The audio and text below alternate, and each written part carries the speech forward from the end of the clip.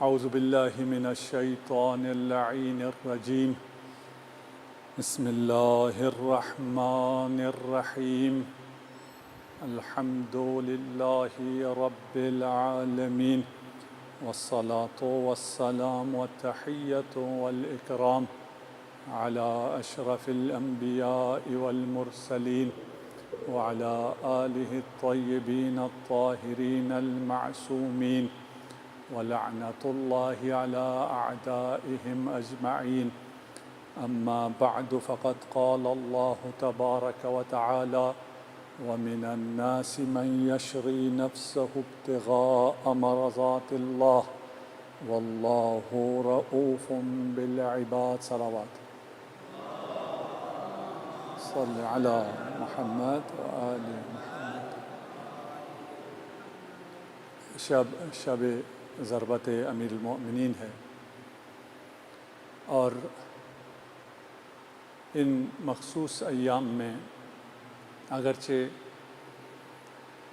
گزشتہ ماہ مبارک یہاں بہت سے لوگ بیٹھے تھے اس ایام عزا میں امام زمانہ عجل اللہ فرجہ الشریف کو پرسہ دینے کے لیے، لیکن آج یہ مسجد خالی ہے۔ لوگ اپنے اپنے گھروں میں انٹرنیٹ کے ذریعے سوشل ڈسٹینسنگ کو رکھتے ہوئے مصروف عزا ہیں۔ ہمیں جو حکم ہے سوشل ڈسٹینسنگ کا، وہ صرف عزاداری، صرف نماز، صرف عبادات میں نہیں ہے۔ ابھی لاک ڈاؤن کھلنے کے بعد جو صورتحال ملک میں درپیش ہے وہ انتہائی حساس اور انتہائی خطرناک ہے۔ ہماری دعا ہے کہ اس مہینے کی برکتوں کے بدولت انشاءاللہ خدا اپنی رحمت کے ابواب ہم پر کھولے، اپنی مغفرت سے ہمیں بہرمند فرمائے اور اس عذاب کو ہم سے جلد از جلد اٹھا لے۔ امیر المؤمنین علی ابن ابی طالب کے بارے میں جتنی بھی گفتگو کی جائے وہ کم ہے، اور اس گفتگو کا مقصد اور ہدف یہ ہے کہ ہم ان فضائل کو سنیں اور اس صاحب فضیلت کی معرفت حاصل کریں، تاکہ ان محاسن کو جاننے کے بعد ہمارے دید میں، ہمارے ورلڈ ویو میں، ہماری آئیڈیالوجی میں، ہماری دید اور بصیرت میں، بصر اور بصیرت میں فرق آ جائے۔ اگر ہمیں حقیقی حسن کی معرفت ہو جائے تو پھر فقط ہماری دید میں، ہماری بصیرت میں تبدیلی نہیں آئے گی، صرف ہماری آئیڈیالوجی میں تبدیلی نہیں آئے گی، ہمارے عمل میں بھی بہت بڑی تبدیلی آ سکتی ہے اور آتی ہے۔ لیکن مسئلہ یہ ہے کہ ہم نے امیر المؤمنین سے محبت پیدا کر لی، ان کے نے سن لیے، اس کے بعد جو اگلا مرحلہ ہے وہ ان کے نقش قدم پر عمل کرنا، ان کے نقش قدم کو تلاش کرنا اور ان کی سیرت پر چلنا۔ اس کے لیے ہمیں کیا کرنا ہوگا؟ اس کے لیے پھر ہمیں نہج البلاغہ پڑھنی ہوگی، آپ کے گفتگو کو، آپ کے کلام کو جاننا ہوگا۔ لیکن ہمارے ہاں پہلے مقدمے سے ہم آگے نہیں جاتے، فضائل سے ہم آگے نہیں بڑھتے۔ آگے بڑھ گئے تو پھر ہم نہج البلاغہ کے کچھ فضائل پڑھ دیتے ہیں کہ نہج البلاغہ ایسی کتاب ہے اور اس جیسی کتاب اور نہیں آ سکی ہے، یقیناً نہیں آ سکی ہے۔ لیکن جو اتنی عظیم کتاب ہے اس کے ساتھ پھر ہمارا رشتہ اور پھر ہماری مجالس میں اس کتاب کا تذکرہ اور اس سے معارف حاصل کر کے آگے اپنی عملی زندگی میں تبدیلی کا مرحلہ ابھی تشنہ تحقق ہے۔ ہماری کوشش ہوگی ان 5 مجالس میں، اور جو ہمارے ساتھ آن لائن جڑے ہوئے ہیں اس مہینے کے شروع سے، ہم یہ 5 دن تفسیر کا درس متوقف رہے گا، اور یہ بھی تفسیر ہی ہے، شخصیت امیر المؤمنین اور کلام امیر المؤمنین قرآن ہی کی تشریح ہے۔ اس کے بعد انشاءاللہ ہم پھر سورہ جمعہ کی جو تفسیر کر رہے تھے اس سے اپنا سلسلہ آگے بڑھائیں گے۔ امیر المؤمنین علی ابن ابی طالب کے بارے میں رسول خدا کا ارشاد ہے کہ اے علی، اللہ نے آپ کو ایک ایسی زینت سے آراستہ کیا ہے اور ایسی زینت آپ کو عطا کی ہے جو اس عالمین میں کسی کو عطا نہیں ہوئی ہے، اور وہ زینت جو امیر المؤمنین کو صرف اور صرف امیر المؤمنین کو منحصراً عطا ہوئی ہے، اس کے بارے میں رسالت مآب ارشاد فرماتے ہیں از دنیا، کہ دنیا میں جو زہد اور زاہدانہ زندگی امیر المؤمنین نے گزاری ہے وہ پھر کسی اور کے نصیب میں نہیں آئی۔ اور دوسرا حب المساکین، ایک الزہد فی الدنیا اور دوسری زینت امیر المؤمنین کی حب المساکین۔ اب آ جائیے ہم اپنی زندگی میں دیکھتے ہیں کہ ہم میں یہ زینت کتنی ہے۔ ابھی عید کی تیاریاں ہیں، عید کی اس زینت کو، زہد کے زیور کو کتنا اپنے لیے تیار کر رہے ہیں۔ اس دنیاوی خطرات کے باوجود کہ دنیا میں ہمیں وائرس کا خطرہ موجود ہے، اس خطرے کے باوجود بازاروں میں رش لگا ہوا ہے، کیونکہ انہیں زینت چاہیے۔ اب یہ زینت انہیں ہاسپٹلائز بھی کر سکتی ہے، اس دنیا سے اٹھا بھی سکتی ہے۔ ان تمام خطرات کے باوجود یہ زینت چاہیے، لیکن وہ زینت جو تمام زینتوں میں سب سے برتر ہے وہ زہد ہے۔ اب زہد کیا ہے اس کا ابھی بیان کا وقت نہیں ہے۔ دوسری جو زینت امیر المؤمنین کی ہے وہ حب المساکین، مسکینوں محبت، یہ زینت ہے۔ ہمارے ہاں اگر کوئی مسکینوں میں اٹھتا بیٹھتا ہے تو یا وہ خود شرمندہ رہتا ہے اس وقت جب وہ ان مسکینوں میں ہو، یا اگر کسی نے دیکھا تو وہ اس کو شرمندہ کرنے کی کوشش کرتا ہے۔ اور زینت کیا ہے کہ وہ پیسے والوں کے ساتھ، مالداروں کے ساتھ، اکابرین کے ساتھ، اشرافیہ کے ساتھ اگر وہ اٹھتا بیٹھتا ہے تو یہ اس کی زینت ہے۔ کسی بھی سیلیبریٹی کے پاس اس کے ساتھ سیلفی لینا، اس سیلفی کو اپلوڈ کرنا، اسے ساری دنیا کو دکھانا، یہ ہماری زینت ہے۔ اور جو امیر المؤمنین کی زینت ہے وہ کیا ہے؟ حب المساکین، مساکین کے ساتھ محشور ہونا، مساکین کے ساتھ اٹھنا بیٹھنا۔ یقیناً جو اعلیٰ ترین محبت ہے وہ اللہ کی محبت ہے، حب اللہ، جو انسان کے دل میں ہونی چاہیے۔ اور جوان ہم سے سوال کرتے ہیں کہ ہم کیا کریں کہ ہم آسانی سے عبادت کر سکیں، ہم کیا کریں کہ ہم گناہوں سے دور رہ سکیں۔ انتہائی آسان ہے، حب اللہ، اللہ کی محبت اگر دل میں آ جائے تو پھر اطاعت انتہائی آسان ہو جائے گی، نماز پھر گراں نہیں رہے گی، اور معصیت سے دور رہنا کوئی مشکل ہی نہیں ہوگا اگر حب اللہ دل میں آ جائے۔ لیکن حب اللہ کو دل میں لانے کے لیے کیا کرنا پڑے گا؟ الحب فی اللہ۔ حب اللہ ایسے نہیں آ سکتا، اس کے لیے الحب فی اللہ، اللہ کی راہ میں خدا کے لیے چاہنا۔ خدا کے لیے کس کو چاہنا؟ امیر المؤمنین کو چاہنا، رسالت مآب کو چاہنا، اولیاء اللہ کو چاہنا، اہل بیت کو چاہنا، اہل بیت سے محبت کرنا۔ اہل بیت کی محبت میرے دل میں ہے یا نہیں ہے؟ ابھی میں اہل بیت سے محبت کے لیے صرف نعرے لگاتا رہوں، یہ تو محبت کر سکتا ہوں میں۔ اہل بیت کی محبت کے لیے عملاً مجھے کیا کرنا ہوگا؟ عملاً مجھے مساکین سے محبت کرنی ہوگی، کیونکہ علی کی زینت حب المساکین ہے۔ وہ جو مسکینوں میں خود بیٹھ جایا کرتا تھا، خود اپنے ہاتھ سے نوانا کر کھلایا کرتا تھا، وہ جو اس دعوت میں جاتا ہی نہیں تھا جس دعوت میں فقراء نہ ہوں، جس دعوت میں فقط اشرافیہ ہو، اس میں نہ وہ فقط خود نہیں جاتا تھا، اگر اس کا کوئی والی چلا جائے تو اسے بھی توبیخ کیا جاتا تھا۔ نہیں کہ وہاں کوئی حرام کام ہو رہا ہو، حرام کھانا ہو، نہیں، حلال کھانا ہے، تمام حلال گوشت ہے، سب چیزیں بالکل ٹھیک ہے۔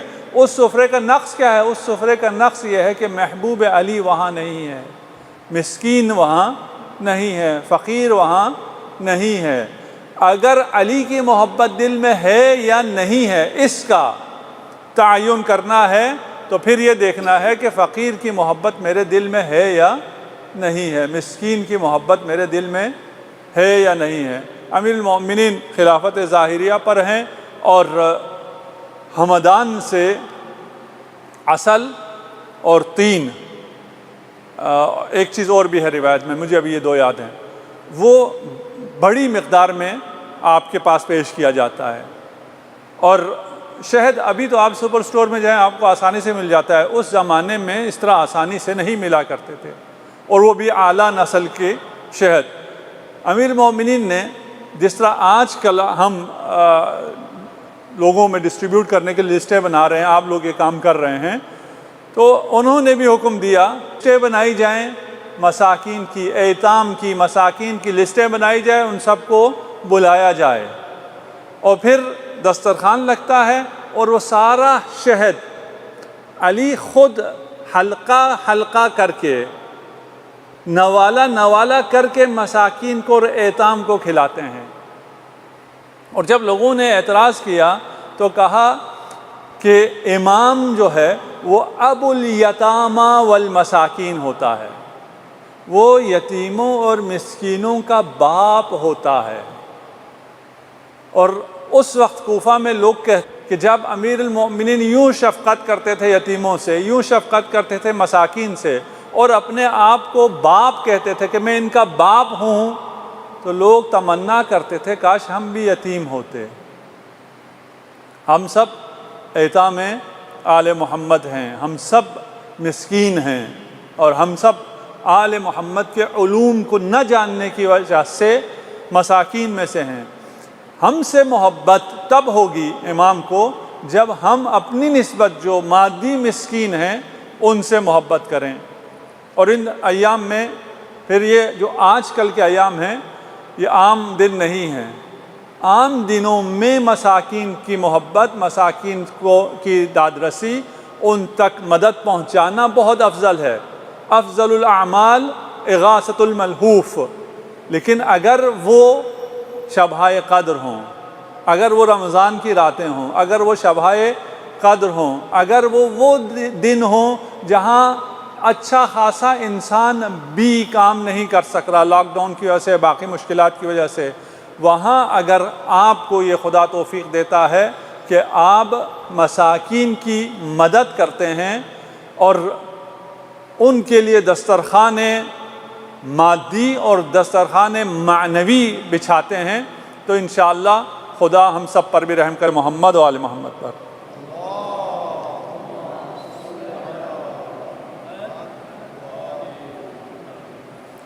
اب ہم سوشل ڈسٹینسنگ میں بھی ہیں اور تعداد بھی کم ہے، لیکن اس کا مطلب یہ نہیں ہے کہ ہماری آواز اتنی کم ہو جائے۔ بآواز بلند صلوات۔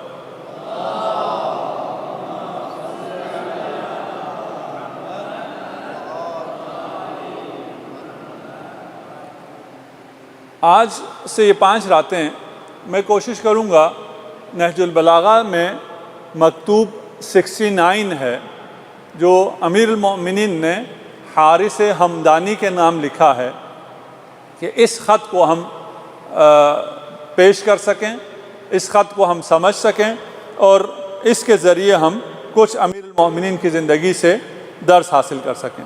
نہج البلاغہ میں ہے وَمِن کتاب لہو علیہ الصلاۃ والسلام الی الحارث الہمدانی،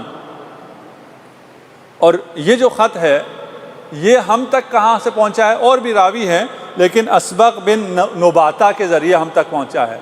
اسبغ بن نباتہ کون ہے؟ اس پہ بھی انشاءاللہ کسی دن گفتگو کریں گے۔ آج حارث حمدانی کے اوپر تھوڑی سی گفتگو کریں گے اور پھر اس مکتوب کا بیان کریں گے۔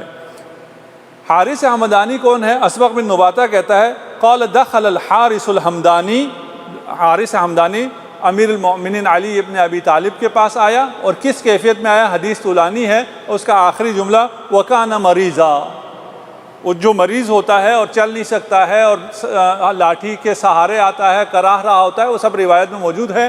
اس حالت میں آیا اور امیر المؤمنین کے پاس آ کر بیٹھا، فَأَقْبَلَ عَلَيْهِ امیر المؤمنین وَكَانَتْ لَهُ مِنْهُ مَنْزِلَةٌ، امیر المؤمنین تشریف لائے اور امیر المؤمنین کے سامنے حارث حمدانی کی بڑی منزلت تھی۔ اس کو اس حالت مرض میں دیکھا تو پھر پوچھا کیف تجدک، تیرا حال کیا ہے؟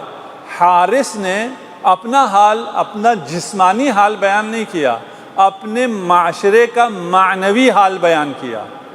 یہ مکتوب پڑھیے گا، اور کیونکہ ترجمے کے ساتھ موجود ہے اس لیے مشکل نہیں ہے، باقی تفصیل آپ پڑھیں گے۔ جو حال اس نے کیا بیان کیا؟ اس نے کہا جی ہمارا حال کچھ زیادہ اچھا نہیں ہے۔ امیر المومنین نے پوچھا کیوں، کیا ہوا؟ کہا ہمارے لوگ دو گروہوں میں تقسیم ہو گئے ہیں، کچھ لوگ آپ کے بارے میں غلو کرتے ہیں، باقی خلفائے ثلاثہ کی نسبت جب بحث ہوتی ہے تو کچھ لوگ بہت زیادہ غلو کرتے ہیں اور کچھ لوگ تقصیر کرتے ہیں۔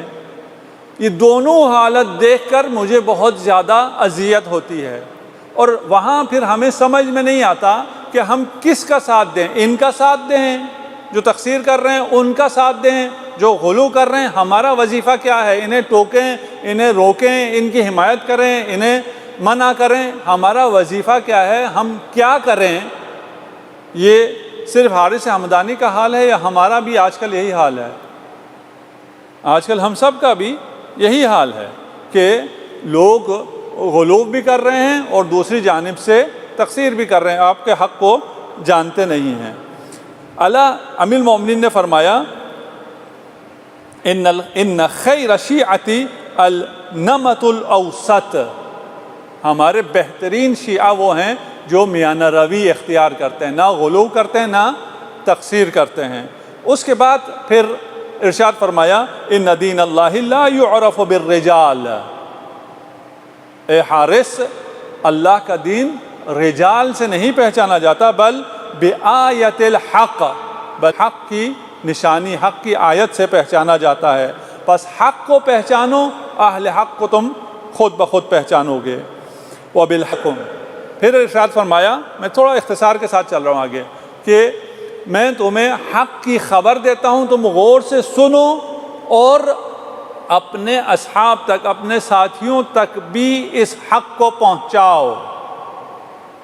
بس آج کل کے معاشرے میں جب ہمیں پتہ نہیں چل رہا کون تقصیر کر رہا ہے، کون غلو کر رہا ہے، کون صحیح کہہ رہا ہے، کون غلط کہہ رہا ہے، کون ڈر گیا ہے، کون زیادہ شر بپا کر رہا ہے، جب ان چیزوں کا ہمیں علم نہیں ہے اور ہمیں یہ بھی نہیں پتا کہ ہم نے کس راہ پہ جانا ہے، وہاں امیر المومنین خود ہماری رہنمائی کر رہے ہیں اور حارث سے کہہ رہے ہیں میں تمہیں حق بتاتا ہوں، تم اس حق کو آگے لوگوں تک پہنچاؤ۔ اور میں اس کلام کو نقل کر رہا ہوں، آپ بھی اس حق کو سنیں اور اس حق کو آگے لوگوں تک پہنچائیں جو امیر المومنین ارشاد فرما رہے ہیں۔ الا انی عبد اللہ، علی پر مسئلہ تھا نا کہ علی کو کیا کہیں اور علی کو کیا نہ کہیں۔ علی اپنا تعارف کرا رہے ہیں، الا انی عبد اللہ، میں اللہ کا بندہ ہوں۔ میرے تعارف میں سب سے بڑا تعارف، سب سے بڑا اعزاز جو مجھے حاصل ہے وہ یہ ہے کہ میں اللہ کا بندہ ہوں۔ وصدیقہ الاول واخو رسولہ، اور میں اللہ کا بندہ ہوں اور رسول خدا کا بھائی ہوں، اور رسول خدا پر ایمان لانے والا پہلا فرد ہوں۔ اول شخص اسلامہ، سب سے پہلے میں ایمان لایا ہوں۔ سب سے پہلے میں نے اپنے بھائی کی تصدیق کی ہے، لیکن یہ سب سے پہلے کب ہے؟ وَآدَمُ بَيْنَ الرُّوحِ وَالْجَسَدِ، جب آدم ابھی روح اور جسد کے درمیان تھا، اس وقت میں نے اپنے بھائی کی رسالت کی تصدیق کی تھی۔ ثم انی صدیقہ الاول فی امتکم حقا، کہ میں تمہاری امت میں بھی اول، وہاں اول ہوں، تمہاری امت میں بھی سب سے پہلے تصدیق کرنے والا ہوں۔ فَنَحْنُ الْأَوَّلُونَ وَنَحْنُ الْآخِرُونَ، میں سے نحنو پہ آ گئے، اپنا تعارف کرایا، اس کے بعد اب نحنو کہہ رہے ہیں کہ ہم اہل بیت اول بھی ہم ہیں اور آخر بھی ہم ہیں، سب سے پہلے تصدیق کرنے والے بھی ہم ہیں، سب سے آخر تک ساتھ دینے والے بھی ہم ہیں، سب سے پہلا امام بھی ہمارا ہے، سب سے آخری امام بھی ہمارا ہے۔ یا حار، اے حار، انا خاصتہ و خالصتہ، میں خاصہ بھی ہوں اور خالص بھی ہوں، ووصیہ و ولیہ و صاحب نجواہ۔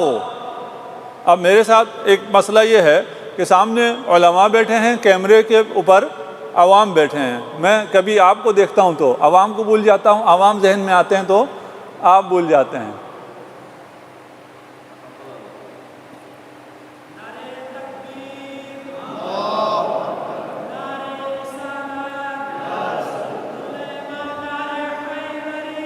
یا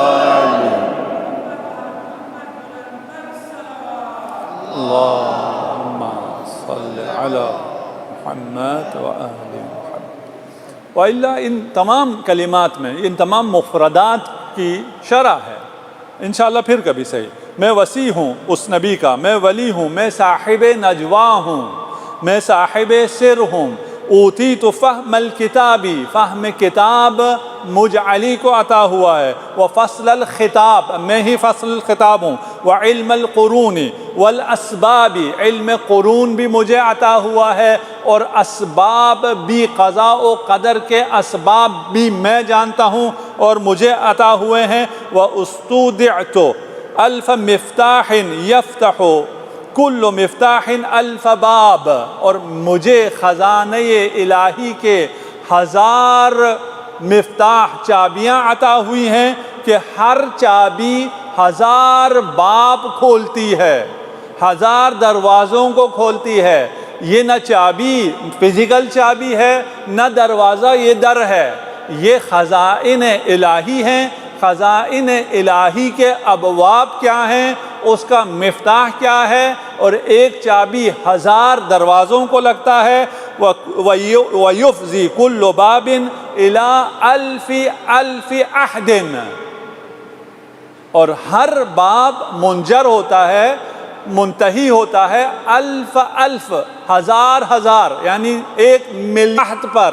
اب یہ عہد خدا کیا ہے جو خزائن الہی میں ہے، یہ حکمت الہی کیا ہے، وہ رب جانے، یا وہ جانے جو صاحب مفتاح ہے۔ صلوات پڑھیے محمد و آل محمد۔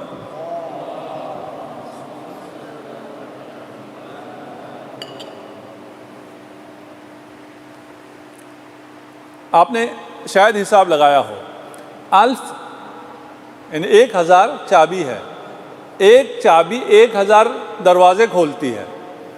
1000 سے جب 1000 دروازے کھولیں گے، ہر چابی جب 1000 کھولے گی، 1,000,000 ہو گئے۔ ان کے اندر 1,000,000 عہد ہیں، 1,000,000 چیپٹر بھی نہیں ہے، 1,000,000 کتابیں بھی نہیں ہیں، 1,000,000 فصول بھی نہیں ہے، عہد ہے۔ عہد خدا کیا ہے، خدا جانے۔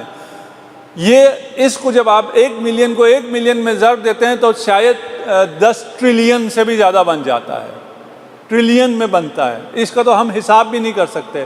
اور ٹریلین کو اگر ہم جتنے لوگ یہاں بیٹھے ہیں اور جتنے لوگ سن رہے ہیں، اگر ہم گننا شروع کریں 1 2 3 4 کر کے، نہیں ہوگا، ہماری زندگیاں ختم ہو جائیں گی، ہم 10 ٹریلین تک گن نہیں سکیں گے۔ 1 2 3 4 5 کر کے 10 ٹریلین تک پہنچنا، وہ 10 ٹریلین عہد خدا کا حامل ہے۔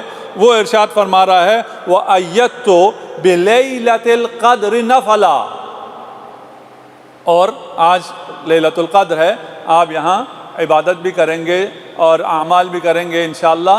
اور آپ کے یہ اعمال لائیو بھی انشاءاللہ جائیں گے، اور یہاں آغا صابری، آغا شریفی اور آغا حسین عارف اور باقی علماء بھی تشریف رکھتے ہیں، وہ تمام انشاءاللہ یہاں اعمال کریں گے۔ اور اس شب قدر کے بارے میں فرما رہے ہیں کہ اس شب قدر کے ذریعے ہماری تائید ہوئی ہے، ہماری تائید ہوتی ہے اس شب قدر کے ذریعے۔ وَإِنَّ ذَلِكَ لَيَجْرِي لِي، اور یہ شب قدر اور شب قدر کو لیلۃ القدر ہماری جو تائید ہوتی ہے، فرشتے جو ہم پر نازل ہوتے ہیں، یہ صرف ایک رات نہیں ہوا، یہ جاری اور ساری رہتا ہے میرے لیے اور میرے تمام اوصیاء کے لیے، میرے بعد آنے والے ائمہ پر بھی یہ سلسلہ جاری و ساری رہے گا۔ اور آج کی رات جیسی راتوں میں فرشتے نازل ہوتے ہیں اولاد علی پر، امام زمان عجل اللہ فرجہ الشریف پر، اور آپ کی تائید فرماتے ہیں۔ وَمَا جَرَى اللَّيْلُ وَالنَّهَارُ حَتَّى يَرِثَ اللَّهُ الْأَرْضَ وَمَنْ عَلَيْهَا، اور یہ سلسلہ جاری رہے گا جب تک امام کا ظہور نہ ہو جائے۔ صلوات پڑھ دیجئے محمد و آل محمد پر۔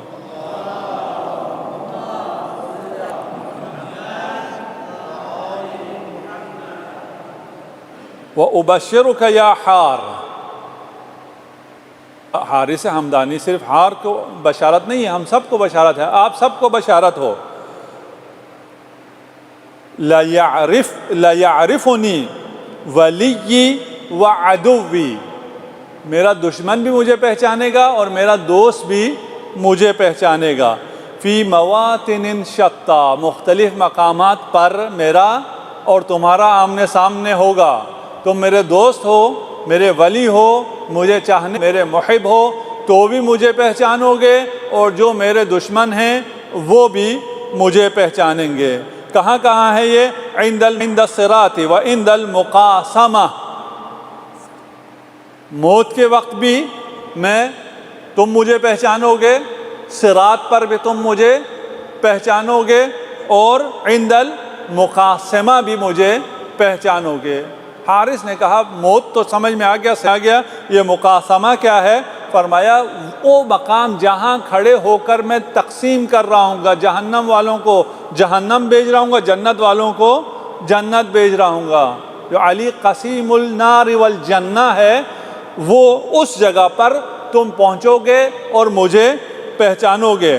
وَأَقُولُ، اور میں کہوں گا ھَذَا وَلِيِّي وَھَذَا عَدُوِّي، جہنمیوں کے لیے یہ کہنا کافی ہوگا ھَذَا عَدُوِّي، جنتیوں کے لیے یہ اعزاز کافی ہوگا ھَذَا وَلِيِّي۔ ثم اخذ امیر المؤمنین علیہ الصلاۃ والسلام بید الحارث، اس کے بعد حارث کا ہاتھ تھام لیا۔ اب آپ بھی اپنے ہاتھوں میں علی کے ہاتھ کی گرمی کو محسوس کریں۔ حارث کا ہاتھ تھاما ہے آپ کو اس گرمی کو محسوس کرانے کے لیے۔ وقال یا حار اخذت بیدک، میں نے تمہارا ہاتھ تھام لیا ہے، کما اخذ رسول اللہ صلی اللہ علیہ وآلہ بیدی، جس طرح رسالت مآب نے میرا ہاتھ تھام رکھا ہے۔ رسول نے میرا ہاتھ جیسے تھاما ہوا ہے اس طرح میں نے تیرا ہاتھ تھام لیا ہے۔ انہ اذا کان یوم القیامہ اخذت بحبل، جب قیامت کا دن ہوگا تو میں حبل کو تھاموں گا، یعنی عصمتا۔ ومن من ذی العرش، عرش سے خدا سے ایک قول رسول خدا ہے، البتہ میں کیونکہ تھوڑا سا میں نے حصہ چھوڑا تھا، یہ اب جو میں نقل کر رہا ہوں یہ حدیث رسول ہے کہ رسالت مآب ارشاد فرماتے ہیں کہ جب قیامت کا دن ہوگا تو ایک رسی ہوگی، حبل ہوگی، جو عرش سے کیا کہیں گے اس کو، ومن ذی العرش، عرش کی جانب سے ایک رسی ہوگی۔ وَأَخَذْتَ أَنْتَ يَا عَلِي بِحُجْزَتِي، میں نے وہ حبل تھاما ہوگا، علی تو نے میرا دامان تھاما ہوگا، اور تیری ذریت نے تیرا دامان تھاما ہوگا، اور تیرے شیعوں نے اہل بیت کا دامن تھاما ہوگا۔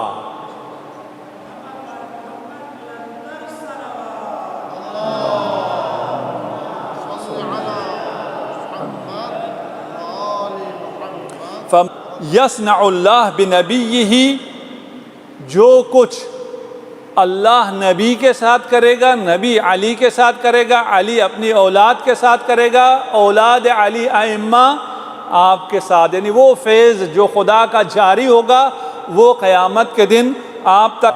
خذھا الیک یا حار، یہ جو باتیں میں بتائی ہیں انہیں لے لو، اخذ کرو، تھام لو، سمجھ لو، یاد کر لو۔ قصیرۃ من طویلۃ، یہ بہت مختصر سی باتیں ابھی بتائی ہیں، داستان بہت طویل ہے، بہت تھوڑا سا میں نے بتایا ہے۔ انت مع من احببت، قیامت کے دن تو ان کے ساتھ ہوگا جنہیں تو چاہتا ہے۔ فقال الحارث، اسے بھی 3 دفعہ فرمایا۔ اس کے بعد حارث کہتا ہے، مریض تھا، کہتا ہے اب مجھے کوئی فکر نہیں ہے، جب بھی مجھے موت آئے، مرض بھول گیا۔ حارث مریض آیا تھا، شفا لے کر نکلا ہے۔ کیوں شفا لے کے نکلا ہے؟ اس لیے کہ وہ جب طبیب کے پاس آیا ہے تو اپنا مرض بیان نہیں کیا ہے، پوری قوم کا مرض بیان کیا ہے۔ جب پوری قوم کا مرض بیان کیا، پوری قوم کو شفا ملی ہے، قیامت تک کے شیعوں کو شفا ملی ہے۔ اور اس کے بعد جو ایک شعر کی صورت میں بھی کسی شاعر نے کہا، یا حار حمدان من یمت یرانی من مؤمن او منافق قبلا، اے حار حمدان جو بھی مرتا ہے وہ مجھے دیکھتا ہے، وہ مومن ہو یا منافق ہو، دونوں۔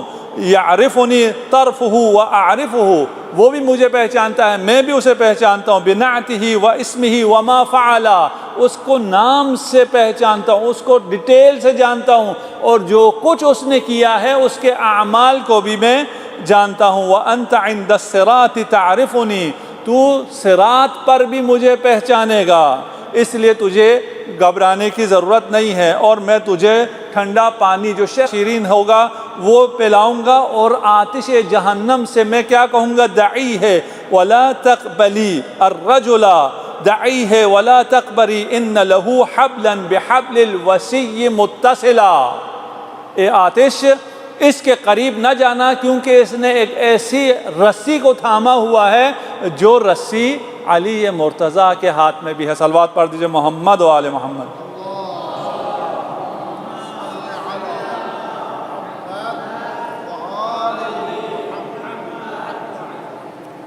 ابھی ہم نے کیونکہ یہ مکتوب حارث کے فضائل میں حارث کو جاننے کے لیے یہ ایک دوسری روایت ہم نے پڑھ دی۔ ابھی ہم شروع کر رہے ہیں۔ مکتوب کیا ہے؟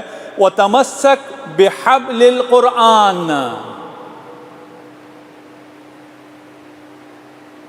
اے آتش جہنم تو اس شخص کو اس سے دور رہ، کیوں؟ اس کے ہاتھ میں حبل ہے، اور وہ حبل کیا ہے؟ حبل وسیع مرتضیٰ ہے۔ اور وسیع کیا کہہ رہا ہے؟ تمسک بحبل القرآن، قرآن کی رسی کو مضبوطی سے تھام لو۔ قرآن کی رسی کو مضبوطی سے تھامنا کیا ہے؟ صرف تلاوت کریں؟ نہیں، تلاوت بھی کرنا ہے اور قرآن کو سمجھنا بھی ہے، اس میں تدبر بھی کرنا ہے، اور اس سے نصیحت لینا ہے۔ انتصح ہو، حبل کو تھام لو اور قرآن سے نصیحت لو۔ وَأَحِلَّ حَلَالَهُ وَحَرِّمْ حَرَامَهُ، حلال قرآن کو حلال جانو اور حرام قرآن کو حرام جانو۔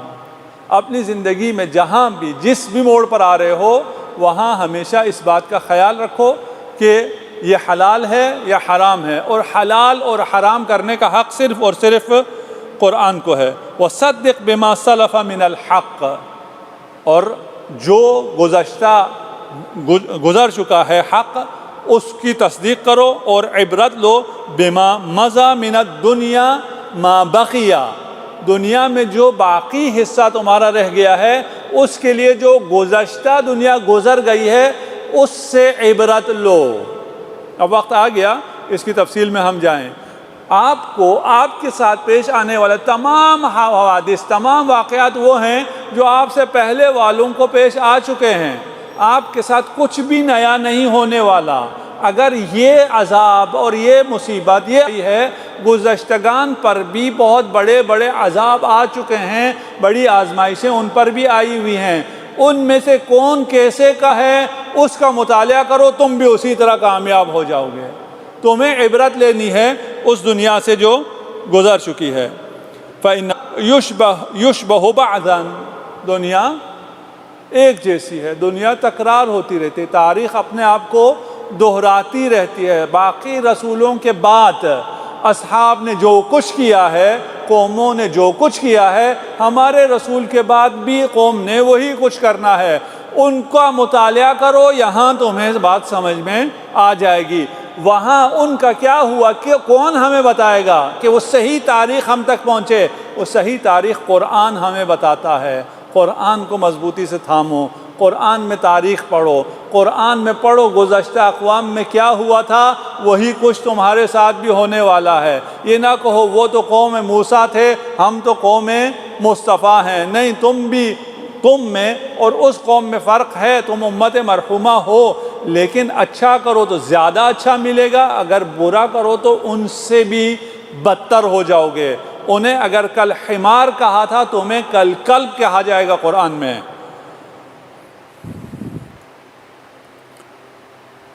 وَآخِرَهَا لَاحِقٌ بِأَوَّلِهَا، اس دنیا کا جو آخر ہے وہ ملحق ہو جائے گا اول کے ساتھ۔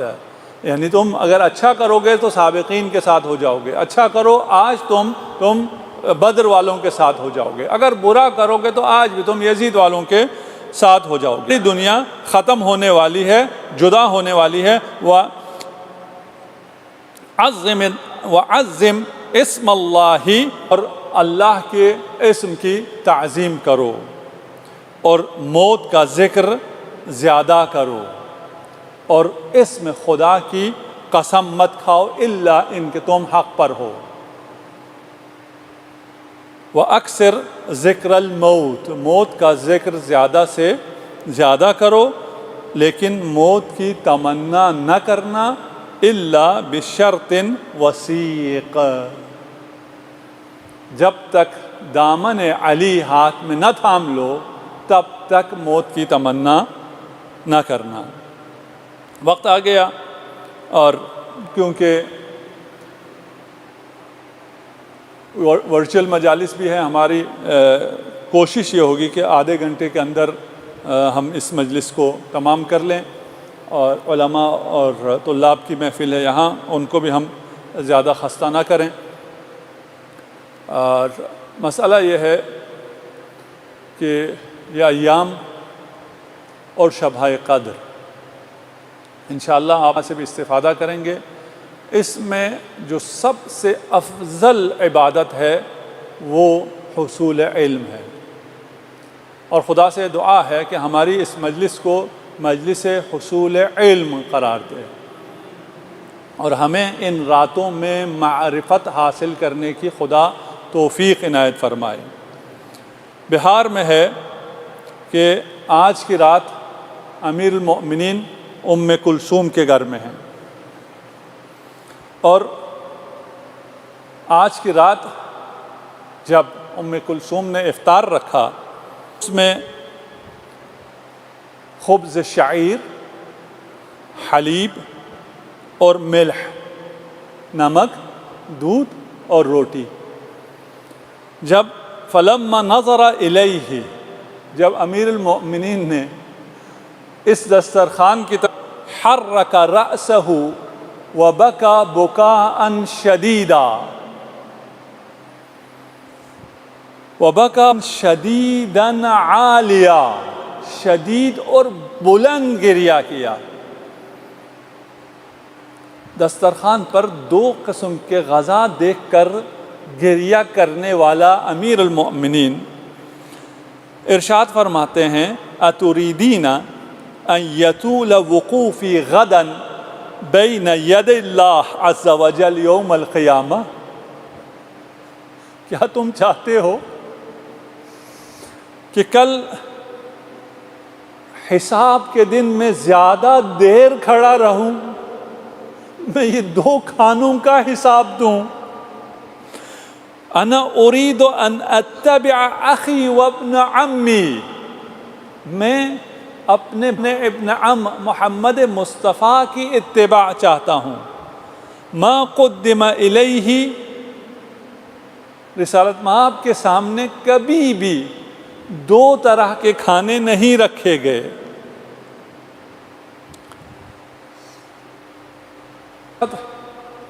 آپ نے سمجھایا اور ام کلثوم بھی سمجھ گئی. ام کلثوم نے ہٹا لیا، صرف ایک قسم کا کھانا باقی رہا. ثم حمد اللہ و اثنا علیہ، کھانا تناول فرمایا اللہ، اور اس کے بعد ثم قام الی صلاتہ فصلی، اس کے بعد اپنے نماز کے لیے کھڑے ہو گئے. لم یزل راکعا و ساجدا، ہمیشہ یا حالت سجود میں ہوتے یا حالت قیام میں ہوتے، اور ہمیشہ حالت گریہ و زاری میں تھے. الی اللہ سبحانہ و یکثر الدخول والخروج، دخول والخروج، اور زیادہ آتے، کمرے میں آتے اور باہر صحن میں تشریف لے جاتے، آسمان کی طرف نگاہ کرتے، مضطرب ہو جاتے. قالت، میں نے پوچھا، یعنی میں کلثوم فرماتی ہیں کہ میں نے اس طرح آپ کی حالت کبھی نہیں دیکھی ہے، یہ حالت آپ کی کیوں ہے؟ کیوں بار بار آپ باہر تشریف لے جاتے ہیں؟ کیوں بار بار آسمان کی طرف دیکھتے ہیں؟ کیوں گریہ فرماتے ہیں؟ کہا واللہ ما کذبت ولا کذبت، خدا کی قسم میں نے جھوٹ بولا ہے نہ مجھ سے جھوٹ بولا گیا ہے. انہا لیلۃ التی وعدت بہا، آج ہی وہ رات ہے جس رات کا مجھ سے وعدہ کیا گیا ہے. ثم یعود الی مصلاہ، پھر اپنے مصلی عبادت پر آتے ہیں. ہم بارک لی فی الموت، اے اللہ میری موت برکت قرار دے. اے اللہ ہماری زندگیوں کو بھی بابرکت قرار دے، ہماری زندگیوں کو بھی علی ابن ابی طالب کی زندگی کی طرح بابرکت قرار دے، ہماری موت کو بھی بابرکت قرار دے. اس کے بعد فرمایا انا للہ و انا الیہ راجعون، لا حول ولا قوة الا باللہ العلی العظیم.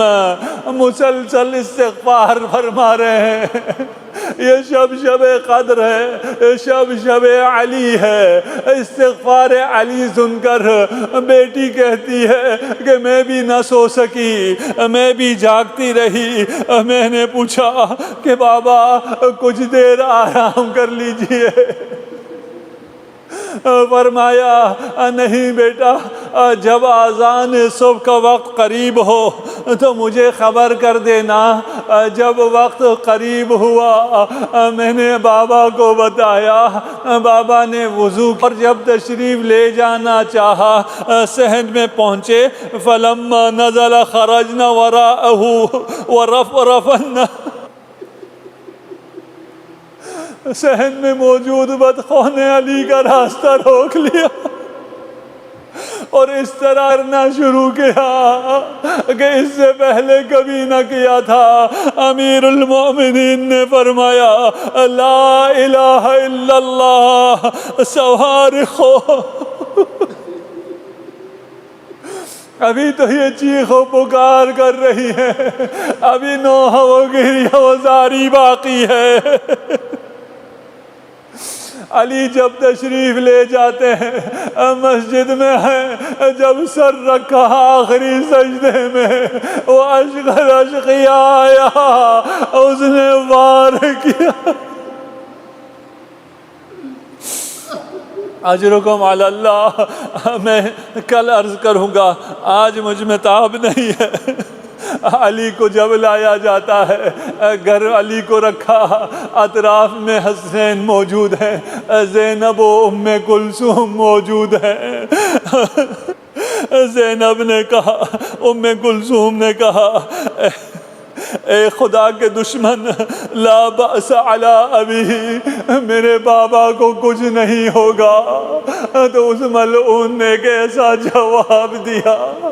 میں کہتا ہوں عزادارو، جب علی موجود ہے، حسنین موجود ہے، یہ لعین اتنی جسارت کر رہا ہے، کہتا ہے اگر تیرا باپ بچ جائے گا تو روتی کس پر ہے؟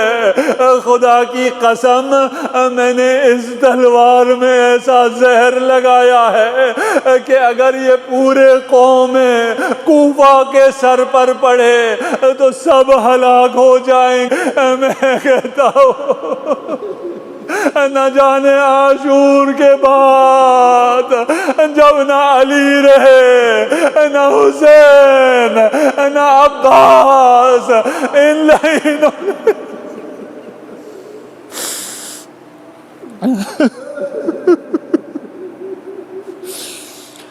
سيعلم الذين ظلموا أي منقلب ينقلبون إنا لله وإنا إليه راجعون۔ خدایا ہماری عبادت کو اپنی بارگاہ میں قبول منظور فرما، ہمیں معرفت امیر المؤمنین عطا فرما، ہمیں اس زندگی کو قرآن کے ساتھ بسر کرنے کی توفیق عنایت فرما، ہمیں کو پڑھنے، قرآن کو سمجھنے اور قرآن میں تدبر کی توفیق عنایت فرما۔ ہم سب کو، تمام سننے والوں کو، دیکھنے والوں کو، تمام مؤمنین کو دنیا میں جہاں کہیں بھی ہیں، اپنی رحمت اور رمضان کی برکت سے ہر قسم کے آفات و بلیات سے محفوظ فرما۔ تمام مؤمنین کو اور تمام ان لوگوں کو جو مریض ہیں انہیں شفائے عاجل عنایت فرما۔ ہمیں امام زمانہ عجل اللہ فرجہ الشریف کے اعوان و انصار میں سے قرار دے۔ علامہ ذیشان حیدر جوادی، صادق حسن دلاوری، ذکیہ دلاوری، حسن علی عابدی، شوکت آذر عابدی اور دیگر مرحومین کے لیے، اور وہ مرحومین اساتذہ جو علامہ افتخار حسین جعفری اور حجت الاسلام قاضی مرتضیٰ، سب کے لیے رحم اللہ من یقرأ الفاتحہ۔